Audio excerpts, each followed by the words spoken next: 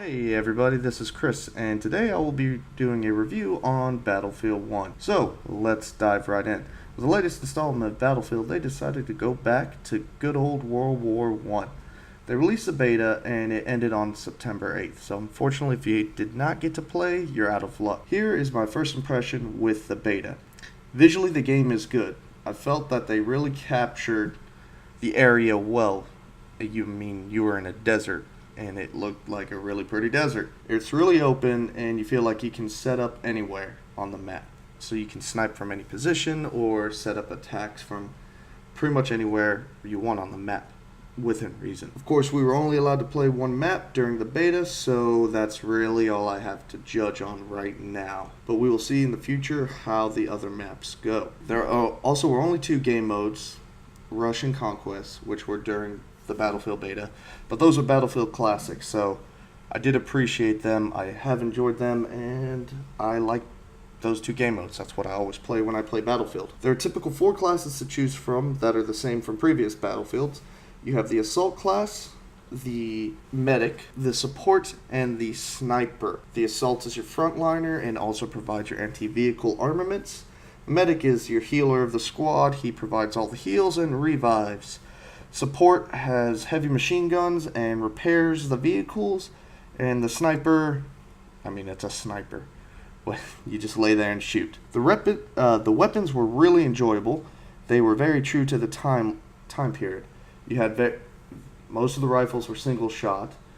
A few weapons were automatics, but you didn't have all the fancy high-tech scopes as you do in previous Battlefields. You also didn't have all the heartbeat sensors and all that good jazz. You had the typical grenades, regular grenades, as well as gas grenades. And I did like the fact that you did have to throw on a gas mask when you ran into a cloud of gas, which also prevented you from zooming, which was a nice added difficulty, but in reality you can still pull up a rifle, but we're all playing games here, right? What also was interesting is there was a lot of effects from the environment. So playing in the desert, random sandstorms would come. You would lose sight of your target. They would just come out of nowhere. You'd have little wind tornadoes, so on and so forth, affecting the gameplay as well. Also, another class that they added was the cavalry. You can get onto a horse, which they did have during World War I. They did have cavalry units, and it would change the entire loadout.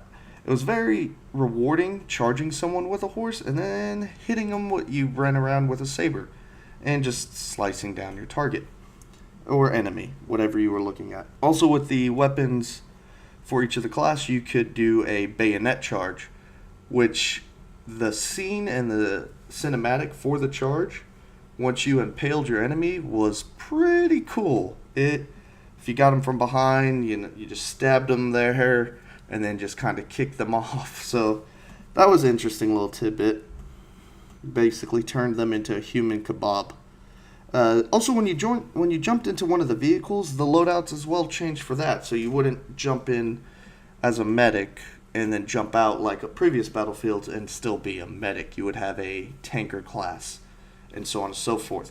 I don't know with the new game if you could level them up just like you do in previous Battlefields, or if you level up the vehicles.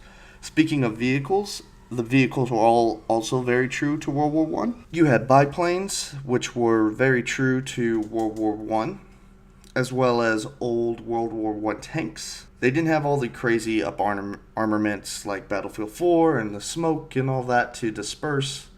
It was just tanks with cannons, and it was pretty cool. So it was really awesome driving and having other party members or squad mates jumping in, and in the planes, they would come in as tail gunners, and you could take down a plane with a machine gun if you really felt like it. So, with all that being said, I really did enjoy the beta. I am looking forward to the main game, and I'd like to see how they go with the solo campaign as well as the other game modes, if they introduce new game types, how the maps play, so on and so forth. I cannot really give an overall rating right now due to the simple fact that it was a beta. It's just unfair to rate a game based on a beta without having the full game played. But I will be looking forward to playing the full game, and in the future look out for a full review. This is Chris from the Gaming Table. Good day and good gaming.